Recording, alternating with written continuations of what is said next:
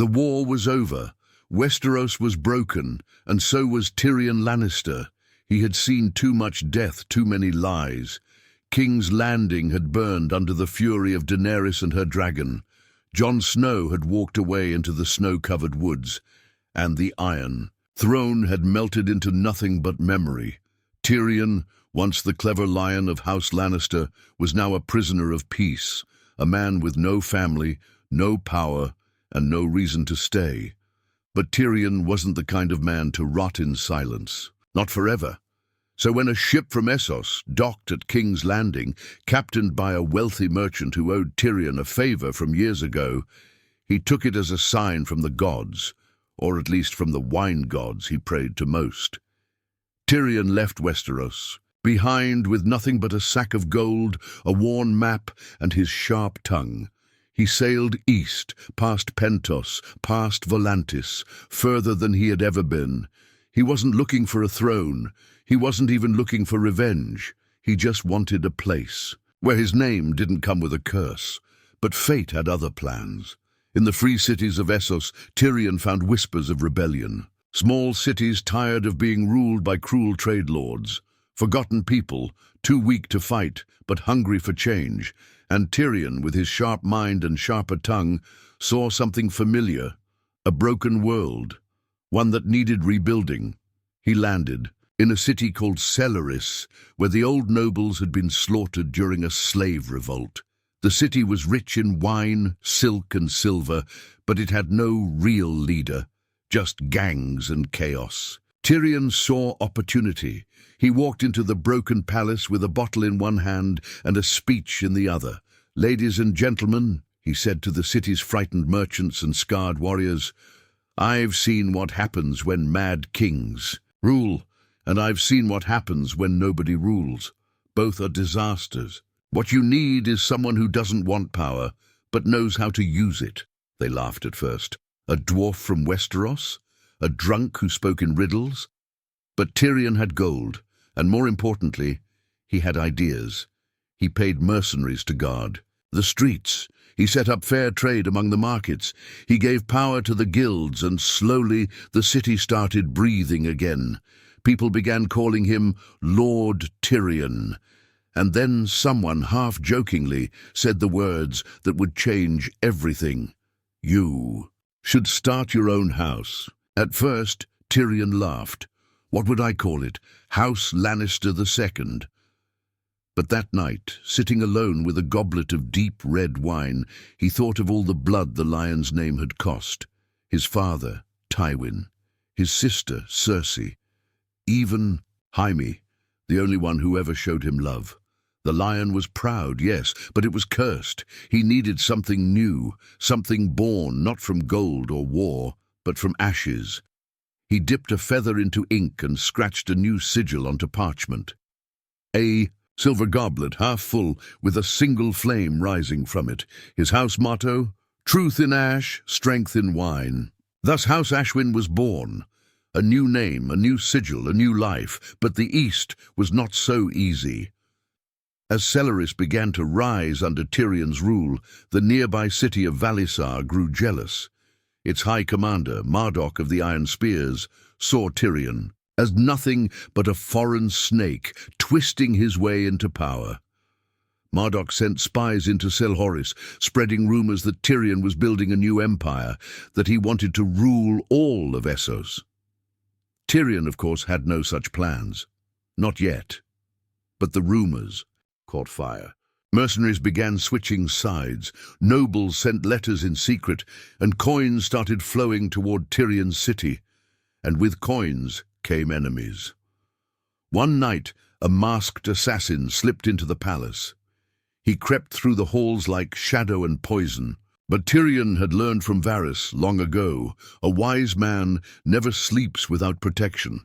The assassin never made it past the wine cellar. His body was found slumped behind barrels, a note pinned to his chest. The lion still remembers. It was a message. The Lannisters might be gone, but their enemies weren't. Tyrion stared at the corpse, silent for a long while. "If they want. A lion," he muttered, pouring himself a drink.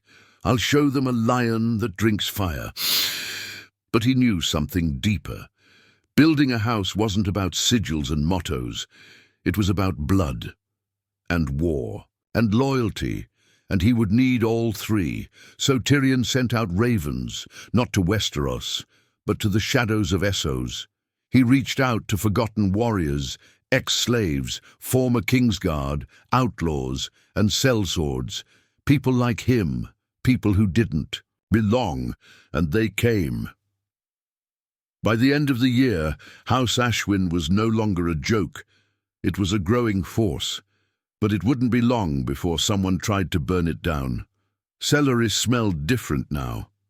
Where once there had been rot and blood in the alleys, now there was spice, hot bread, and the perfume of coin. Markets bustled, children played without looking over their shoulders, and people had started wearing little pins, silver goblets with a tiny flame etched on top.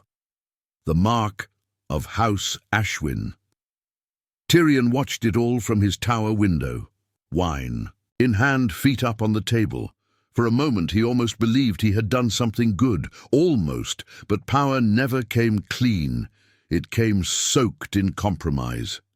"You've created something real here," said Myranda Coe, standing near the fireplace. She was a former slave from Meereen, tall, scarred, with eyes like wet coal. Tyrion had met her during Daenerys' march through Slaver's Bay, and though she had disappeared after the fall of Meereen, she found her way back to him, drawn by the chance to serve something that wasn't born of dragons or madness. She had become his closest advisor. Some whispered more than that. Tyrion smirked, sipping his wine. "Real things tend to get broken, Myranda. That's the trouble. Only if you let them." He looked at her, serious now. "I didn't let Cersei burn the sept. I didn't let Daenerys roast a city full of children. I didn't let my father put a crossbow bolt in the back of every poor soul who disagreed with him. But all those things happened, so forgive me if I don't trust this moment of peace." Myranda said nothing. She just watched the flames dance in the hearth like they were whispering warnings. Later that night, a rider arrived, bloodied, barely conscious. He collapsed at the gates of Selloris, clutching a scroll in his fist. Tyrion was roused from bed and brought the message himself. It was short, written in spiked Eastern script. "Valisar marches, 10,000 strong, 2 weeks out.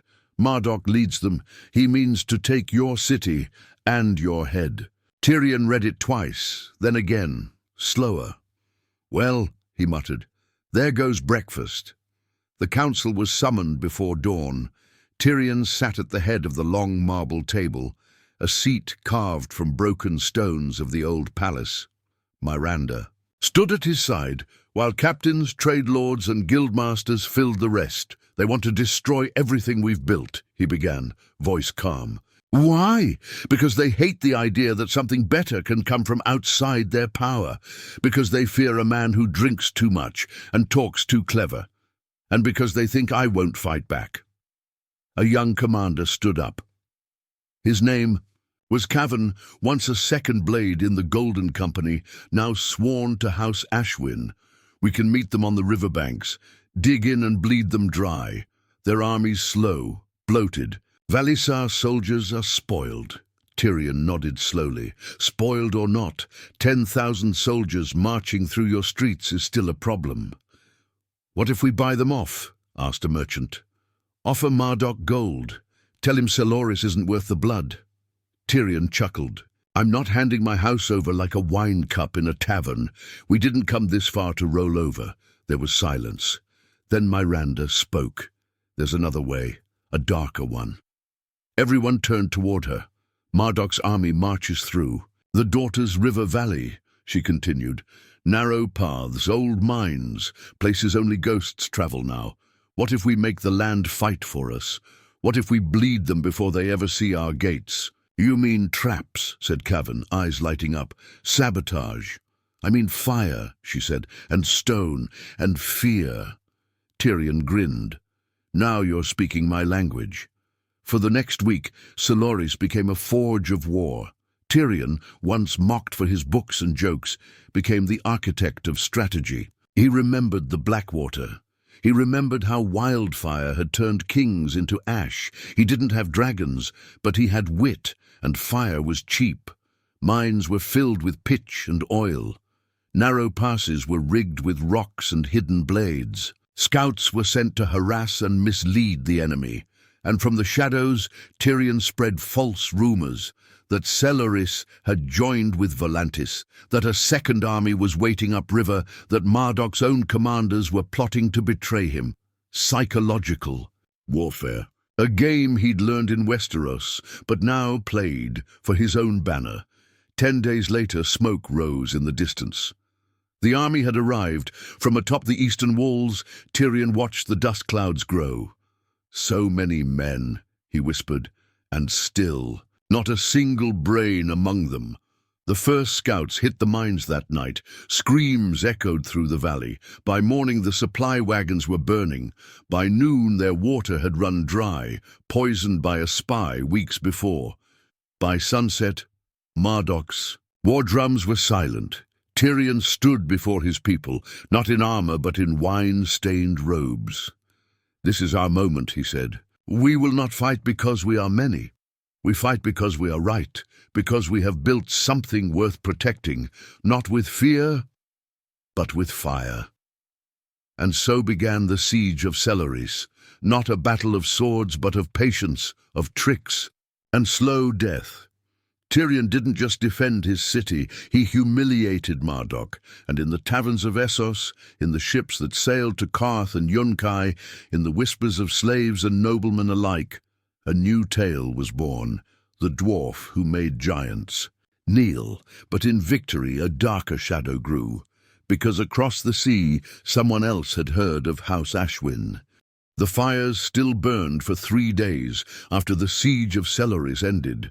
Marduk's army had retreated, half dead, humiliated, their pride drowned in the poisoned rivers and smoke. Tyrion didn't chase them. He didn't need to. The East had already watched, and the message was clear. House Ashwyn was not a game. Inside the palace there was wine, there was laughter. There was gold changing hands and toasts in Tyrion's name. But Tyrion sat alone in his chamber, looking out over the city he had saved. Victory didn't feel the way it used to. In Westeros, after a clever move, he'd be drunk, smug, mocking fools with sharp words. But now, after all the loss, he just felt tired. "They cheer your name," Myranda said, stepping into the room. "I used to think that was the point," Tyrion replied, his eyes fixed on the horizon. "Now it sounds more like a countdown." 2. "What?" "To the next knife aimed at my back." Myranda studied him. "You've changed." Tyrion gave a small, crooked smile. "I started a house, my dear. That's just a fancy way of saying I've invited the world to hate me officially. That night a raven arrived. No seal, no sender, just a scroll tied with black thread. Inside were 4 words, written in High Valyrian. The fire remembers. Everything." Tyrion stared at the words like they were breathing. Only one person used that phrase. Once long ago in Meereen, after a drunken night spent arguing about gods and kings, he'd heard it whispered by a woman wrapped in red silk, her eyes glowing like dying embers. Kinvara, a red priestess, a servant of the Lord of Light, and a fanatic through and through. He had dismissed her once, mocked her prophecies, questioned her visions. Now she was sending him riddles. Tyrion threw the scroll into the fire, but the flames burned blue for just a moment, as if laughing at him. The next day rumors spread through the city. A man had been burned alive at the docks. His hands tied behind him, his body left upright like a statue of ash. A coin was placed in his mouth, a Valyrian coin, old, rare, blood-stained. Myranda reported it quietly. "They say it was one of Marduk's spies." Tyrion knew better. "Kinvara is in the east," he said, voice low, "and she wants something. She's a priestess. What could she want from you?" Power, control, a god's name written across my walls. Miranda frowned. Will you let her in? I've let worse monsters into my life, he muttered. But no, not this one. Still, the warnings kept coming. More bodies appeared, burned, branded with the flame symbol of R'hllor. Some were nobles, some were beggars. One was a boy, barely 10, found outside the temple steps with charred hands and a scroll nailed to his chest. The fire cleanses those who deny it. Tyrion was furious, not just at the deaths, but at how helpless he felt. He called a council meeting. "We're being tested," he said to the room, his voice harder than ever. "Someone wants us to kneel before their fire." "We should burn every priest in the city," one noble cried. "No," Tyrion snapped. "We don't become monsters to fight them. We don't start a house from ash just to end up choking on it again. But we must act." "Yes," Tyrion said quietly. "We will. But carefully." Instead of hunting priests, Tyrion ordered every flame-based temple to be watched, every priest questioned gently. He wanted to know who followed Kinvara, who feared her, who funded her, and in the shadows he built something new, a network of whispers, smugglers, spies, beggars, and whores, all loyal to House Ashwyn, not by fear but by coin and care. He called them the Silent Flame, irony never far from Tyrion's tongue, and through them he learned the truth. Kinvara had taken up residence in Valisar after Marduk's retreat. She claimed the city had been punished for denying the fire. She preached that a new king was coming, a chosen one reborn in ash. Some said she meant Tyrion, but Tyrion knew better. Kinvara didn't follow kings. She made them, and when they burned, she called it fate. Late one evening, a package arrived at the palace. No name, no letter. Just a bottle of deep red wine, sealed with wax, shaped like a flame. Tyrion opened it carefully, half expecting poison. But it wasn't wine inside, it was blood. Not just red, dark, thick and hot to the touch, though it had no heat source. He dropped the bottle. It shattered on the floor. The blood moved on its own, crawled, as if alive. He backed away slowly, his hand shaking. Then the blood stopped, formed words across the marble, "Kneel or burn." Miranda found him staring at the message, pale and silent. "She's playing with things she doesn't understand," Tyrion whispered. "And worse, she thinks I do." "What do we do now?"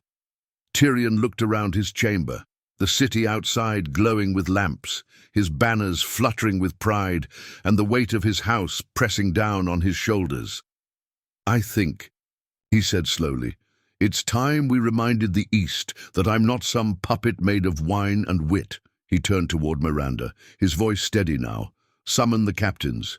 Gather the gold. Reach out to the Iron Bank if you must, because if Kinvara wants a war of gods, we'll give her one led by a very drunk, very dangerous man." Outside, the winds shifted, and across the narrow sea, Westeros began to hear whispers again. Tyrion Lannister hadn't died in King's Landing. He had risen from the ashes.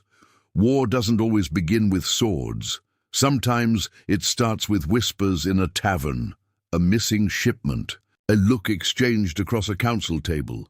For Tyrion, war began with a letter, a single piece of parchment, signed by the Iron Bank of Braavos. House Ashwyn's credit is approved. Full investment to follow, use it wisely.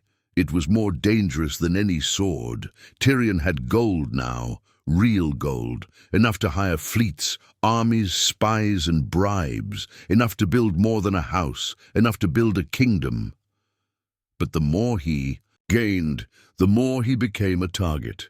His enemies weren't just the flame-drenched fanatics in red robes.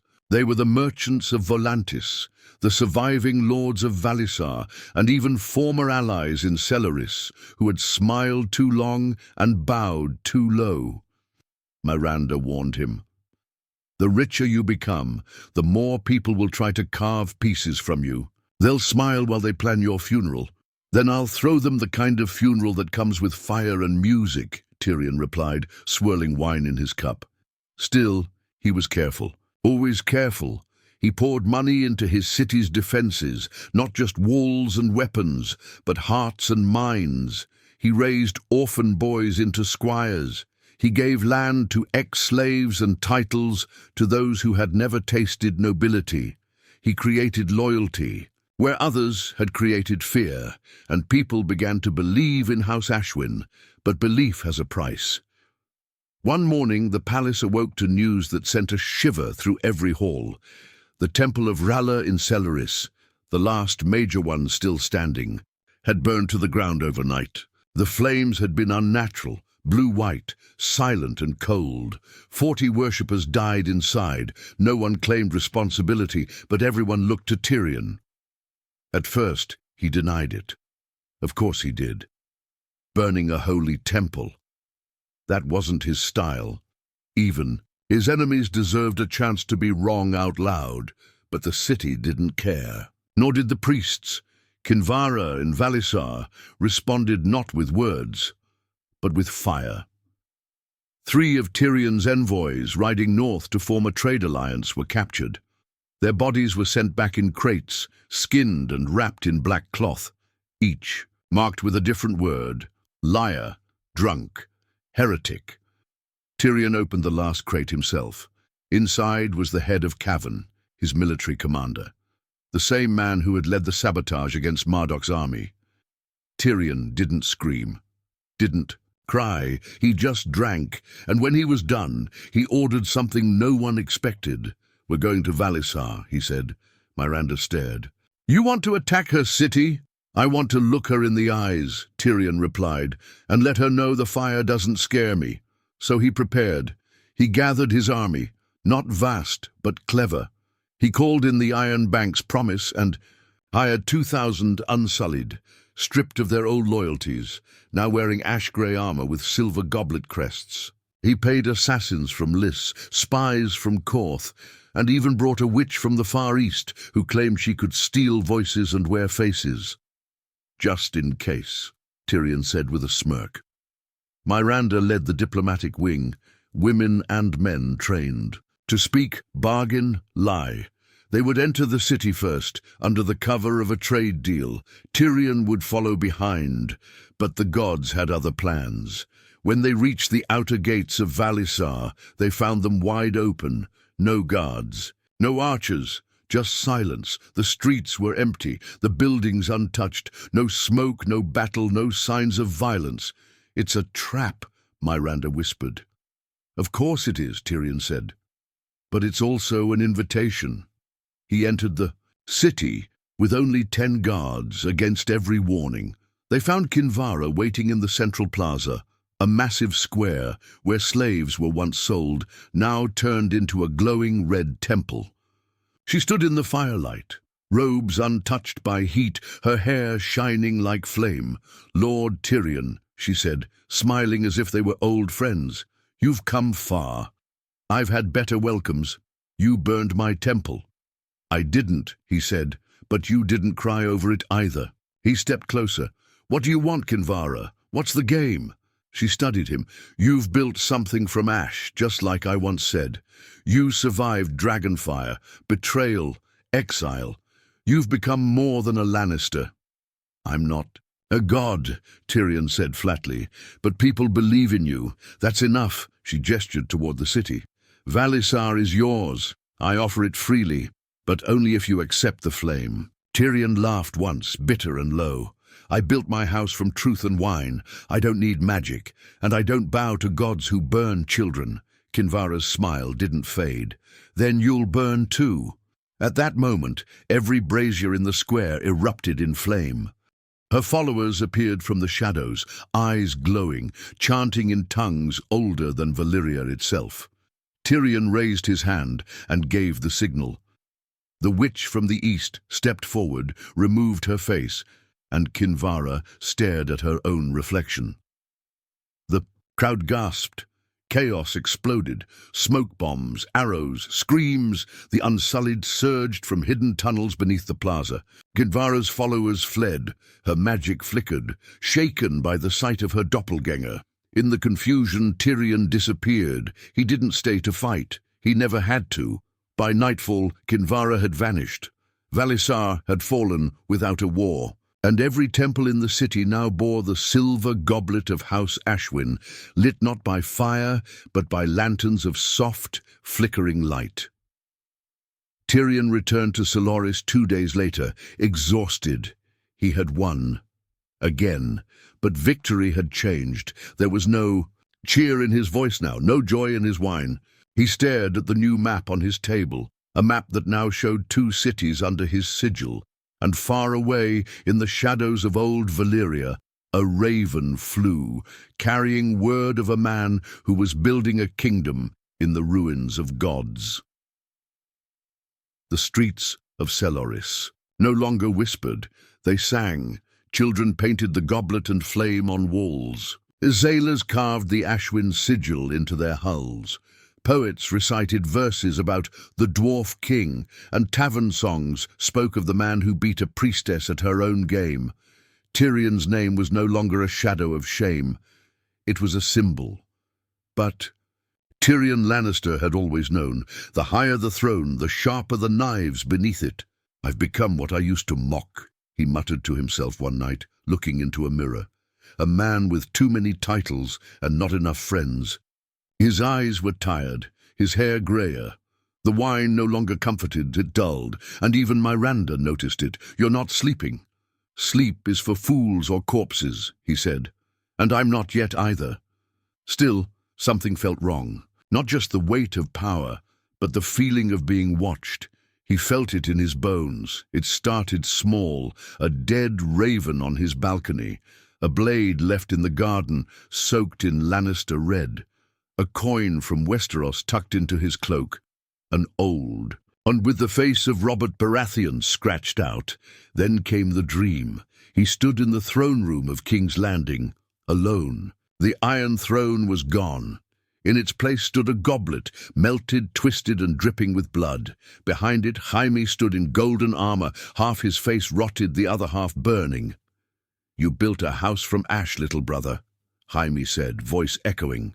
"But it's still made of fire." Tyrion woke up screaming, and that same morning Miranda brought him news that nearly stopped his breath. "There's a man in the dungeons," she said. "Claims he came from Westeros, says he served your family once, and he carries your father's ring." Tyrion went down himself.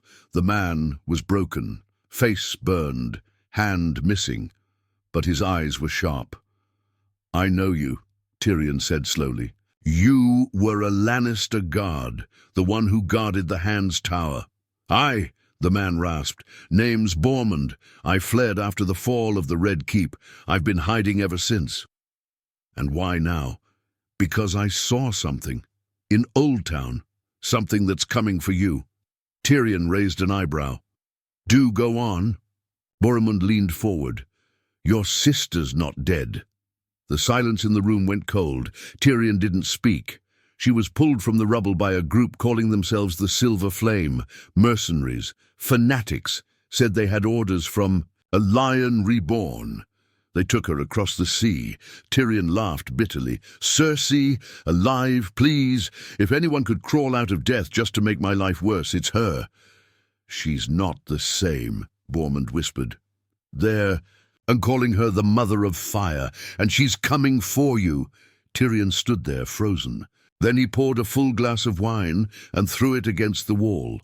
The blood of the lion was not finished with him. 2 weeks passed. Soloris began preparing for war again, not against gods, but against ghosts.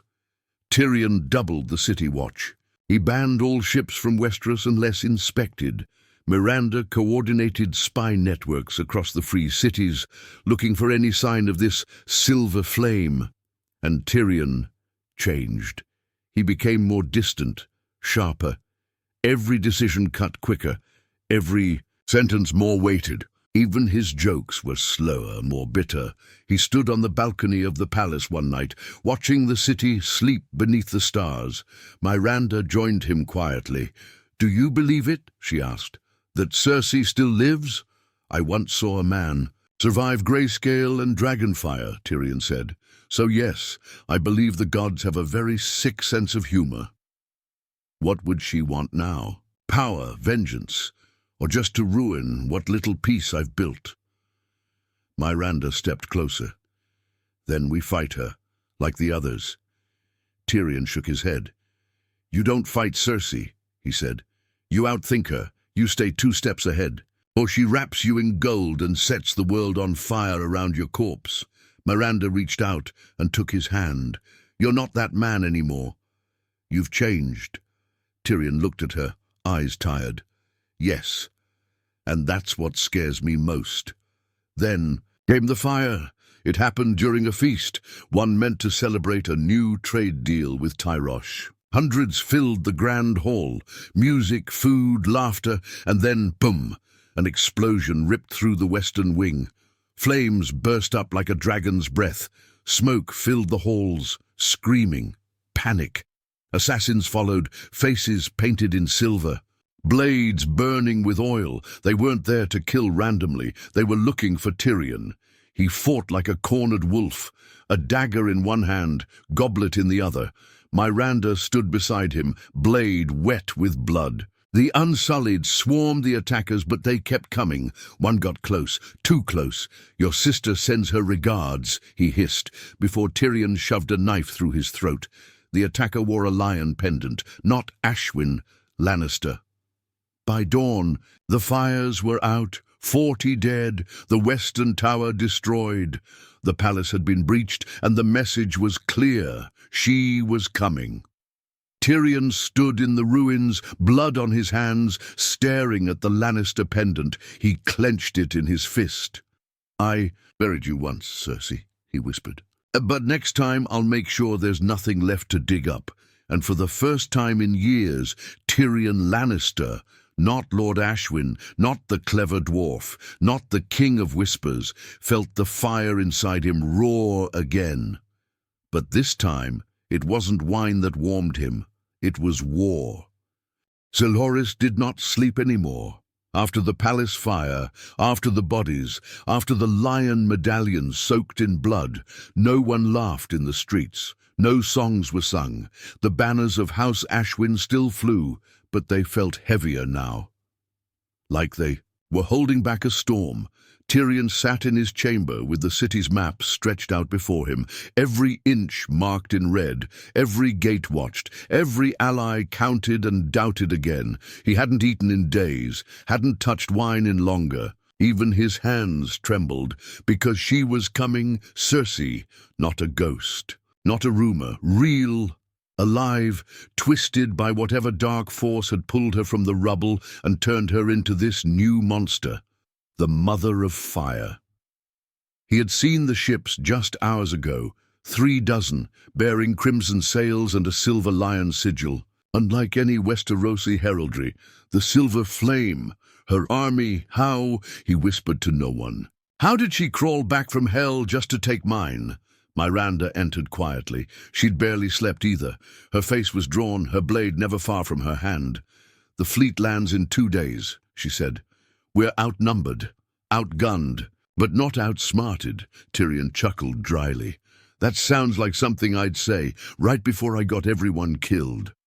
"You've built a city from dust, Tyrion. They follow you, not because they fear you, but because they believe you'll outthink the fire again." He looked at her and quiet for a moment. "Then we give them one last story worth believing. The day before the battle, Tyrion summoned the entire city to the plaza. Thousands gathered, soldiers, merchants, whores, priests, children, all looking at the man who had once arrived in their city drunk and forgotten.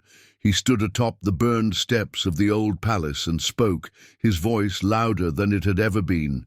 "You've heard the stories, that my sister, the Lioness of Westeros, sails to take this city, that she brings fire and swords and death, that she wants your gold, your blood, your obedience." He paused. "It's all true. A hush fell. But what she doesn't understand is this city. You. Me. She thinks we're weak because we weren't born into crowns or castles.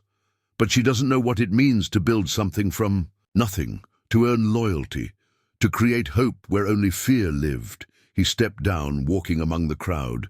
She will offer gold and fire and promises soaked in blood. But I offer you a choice. Fight with me, not for thrones, not for gods, but for the life you built here, for the right to be free of lions and dragons and ghosts. People began to cheer, slowly at first, then louder. And when Tyrion raised the goblet sigil above his head, the plaza erupted. House Ashwin would not kneel. The battle came with fire and silence. Cersei's ships entered the harbor before dawn. No drums, no horns, just black sails and silver flags, moving like phantoms. Her army, the Silver Flame, disembarked in silence, their faces hidden behind lion-shaped helmets. No mercy in their movements, no warmth in their eyes. Tyrion stood on the walls of Celeris, wearing armor for the first time in years, ash-grey steel with a single goblet etched into the chestplate. Beside him, Miranda gripped her sword. Around him, soldiers, loyal, scared but ready. Then came her voice, echoing across the fields. "Little brother," it called. "Still playing king among beggars?" Tyrion stepped forward. "Still alive, I see. Father always said you'd survive the end of the world." Out of pure spite, Cersei appeared on horseback wearing a silver crown, her hair short and cruel, her smile the same as the day she'd sentenced him to death. "You stole my death," she said. "Now I'll steal your life." And with a raised hand she ordered the attack. The battle was chaos. Celeris burned again, but this time it fought back. Tyrion had planned every step. Traps in the alleys, firebombs on rooftops, secret tunnels leading to ambushes. His spies fed Cersei's forces lies, splitting their ranks. His soldiers fought like they had nothing to lose, because most of them once did. But Cersei had one. More trick, a dragon, not a living one. A machine forged in the forges of Korth, a fire-belching abomination mounted on wheels, pulled by slaves, its mouth breathing black flame. It tore through the eastern gate, melting everything in its path. Tyrion saw it from the tower, his heart sinking. Of course she'd build herself a dragon, he muttered. He turned to Miranda. "We end this now. Get me to her." Under cover of smoke and chaos, Tyrion and a small guard slipped through the tunnels and into the heart of the battlefield. The ash choked the sky. The city screamed around them. And then, finally, he saw her, Cersei, standing at the base of the old palace, watching her machine dragon. "Destroy the market square," she turned slowly as he approached. "No guards?" she asked. "No point. You'd kill them anyway," she smiled. "Still clever, still weak." He stepped closer slowly. "You should have died, Cersei." "I did." And what rose was stronger. She drew a blade. "Let's end it."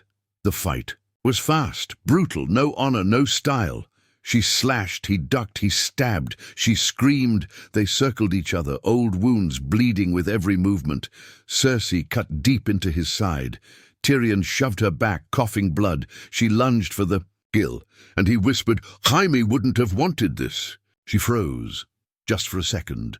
And that's when Miranda struck from behind. Cersei dropped her blade, and Tyrion, bleeding and shaking, pressed a dagger to her throat. "This is for everything," he whispered. She spat at him, but he didn't. "Kill her," he stepped back. "You won't die a martyr," he said. "You'll live in a cell, forgotten." She screamed as the guards dragged her away. A week later, Celeris began to rebuild again. The silver flags were torn down. The dragon machine was dismantled and melted into tools. The name Cersei was banned from being spoken in the plaza. And Tyrion? He stood on the same balcony watching the city breathe again. Miranda joined him, arm in a sling. "You did it," she said. "No," Tyrion replied. "We did." She leaned her head on his shoulder. "What now?" Tyrion took a long breath. "Now we keep building and pray the gods are finally done punishing us." Below them, The people of House Ashwin lit lanterns, not with fire, but with soft golden glow, no longer ruled by lions, no longer pray for gods, just free.